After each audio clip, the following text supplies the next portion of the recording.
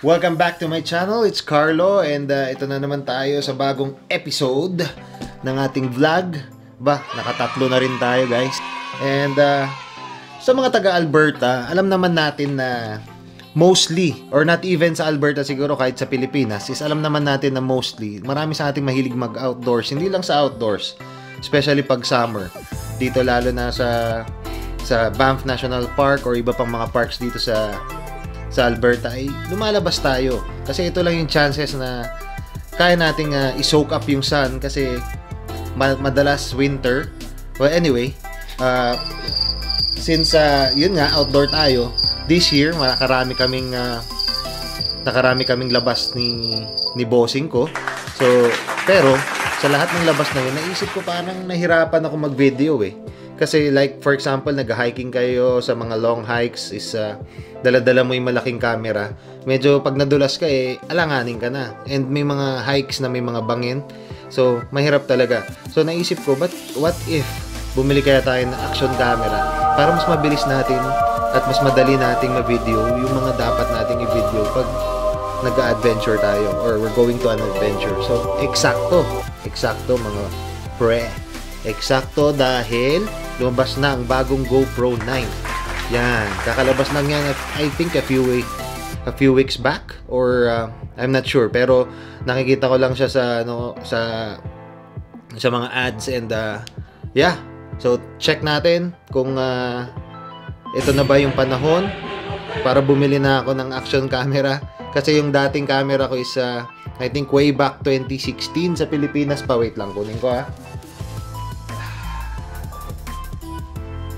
Ito siya, yung Yicam. Okay? Okay naman siya. HD, maganda naman yung mga footage na nakuha. Doon sa ibang Banff Banff film na linagay ko last time, may mga kuha siya galing dito, yung I think time-lapse. So, yun. So, tingnan natin yung bagong GoPro 9 na sinasabi na talagang matindi daw ang technology. So, I guess ito na yun. So, yeah, order tayo niyan.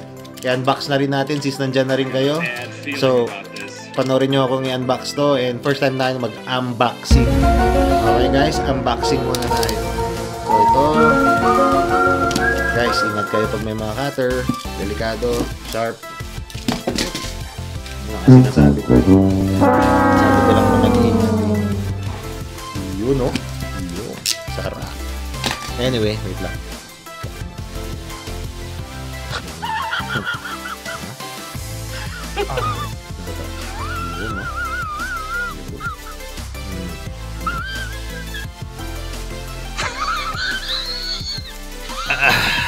Sarap, raps. Anyway, yun na. Sarap, ganda. So, ito na siya. Okay. Yan. Siyempre galing Amazon. Yan ang pinakasikat dito. Kaya mo lumabas para makapag social distancing ka na lang. Padala mo na lang. So yeah. Tapon natin yung box. Okay guys. So ito na yung bagong GoPro. Tingnan natin kung susulit. Try natin. Basahin natin yung mga spec sheets niya. So according dito, may 12 megapixel sensor. 4K, it can shoot up to 4K 60 and sakto na rin siya sa mga swimming nating mga galawang swimming kahit bihira naman yan dito dahil mga lakes lang yung mga kailangan na napupuntahan natin. Anyway, so pwede na rin siya sa mga live streaming guys. So sa mga gamers I guess, sa mga conference call. So mga yun, pag mga nagla-live stream dyan sa mga kaibigan ko na nag-live stream ng mga games, pwede na rin to. So guys, presenting to you the new GoPro 9.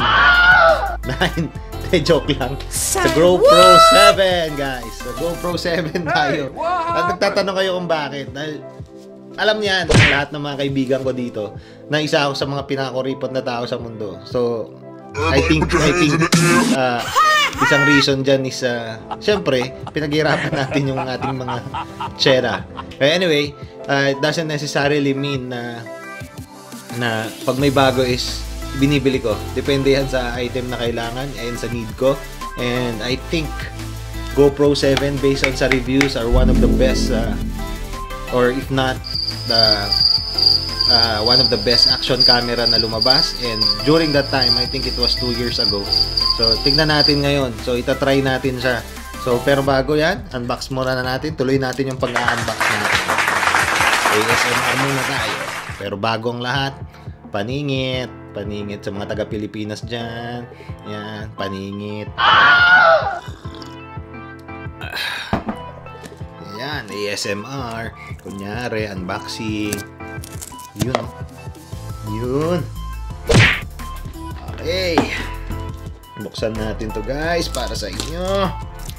Yun, sana okay naman siya kasi alam mo yun, 2 years old na rin yung ano na to, pero maganda daw eh. So, chinek ko naman yung internet and nagbe-base tayo dyan lagi sa reviews din ng ibang mga videographers kung okay yung mga video cam na ganito.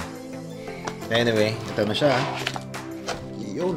So, nothing in the box. Alright, so open natin. So, you got here the main camera. There you go. Yan. So, nakamount siya. Alisin natin.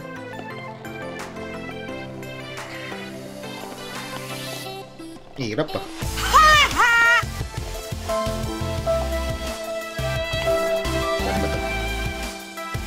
Ano ba to guys, ha? Okay, there we go. Tanggal ko na. Main camera, I think it has also the cage, pero plastic lang siya. But tignan natin. It has the mounting din. Okay. Tayo mag-focus. Mounting din. Yan. Okay, mounting din. Anyway, tapos yun. So, GoPro Black Hero 7. What? Yo, focus. Yeah. Okay. GoPro Black Hero 7. So, tignan natin yung contents ng box. Of course, we have the manuals, which always comes with any purchases you get. Okay. Uy, may sticker. Siyempre, alam mo. Sticker. Okay, tabi natin yan. So, we have one battery. There you go. That battery. USB cable for charging and maybe data transfer as well. And we have 2 mounting clips. I think pwede to sa helmet or siguro dito sa cap or whatever na ipagdidikitan nyo para may mount nyo ang GoPro sa kahit anong gamit na pwede during those travels. Okay.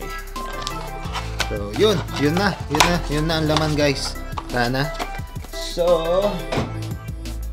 ito na siya. Hindi ko na muna bubuksan, no guys, or i-on dahil gusto ko siyang i-try together with the boss. Okay. Kasi yun nga, it's a 2-year-old camera, 2-year-old technology, but I think it's still okay. So malalaman natin kung at par pa rin siya at this time at 2020, kung worth it pa rin siyang bilhin. Kasi I guess guys, half na lang ang price niya sa GoPro 9. So yun yung reason kung bakit ako napilitang bumili, or hindi naman napilitan, is kung bakit ako nagplanong bumili aside from dun sa mga reasons na binigay ko kanina, which is I really need it for yun nga, kasi nagbabike din ako during this last summer, and ngayon kasi fall na dito sa atin. So itatry ko to, tignan natin kung good pa rin ba siya for the technology it has, and yeah, tignan natin, and I'll share the clips with you guys and hopefully magustuhan nyo. Syempre, in the end of this video or this presentation, gagawa na naman tayo ng film na taken entirely, most probably kasi ang plan ko is a short film taken entirely with the GoPro 7, and yun nga, nagsuggest si Bossing na siya na lang daw ang magbi-video kasi first time niya, so zero knowledge regarding video and movement, so bahala na siya, and syempre i-assist ko na rin. So guys, that's it. Well, hopefully nagustuhan nyo yung short na unboxing natin, ng bagong GoPro. Ay, hindi bago eh. Ang bago para sa akin ng GoPro 7 Black, and maganda siya. So try natin, and we'll see Sa mga hindi pa nakapag-subscribe, don't forget to comment, like, and subscribe for new contents every week. And suggest na rin kayo sa comment section kung ano yung mga gusto nyo makita. Kasi may mga upcoming reviews pa rin tayo, especially sa mga taga dito sa lugar natin sa Edmonton, na makakatulong ako sa inyo regarding sa mga reviews, whether pagkain or anuman, sa gears, bahala na. Lahat yan, papatulan natin, lahat yan, i-content natin. So, guys, kanina ko pa pina-plug to, no? Kala mo naman. Pero alam nyo na, hindi tayo Lebron fan, eh. Kaya wala tayong paki sa mga ganyan. Okay, guys, see you in the next one, and peace!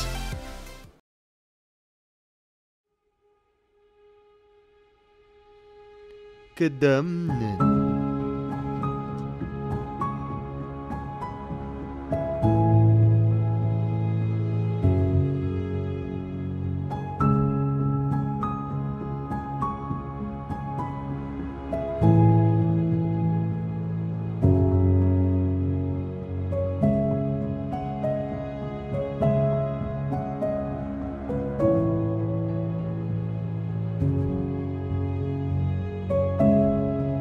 Wipe.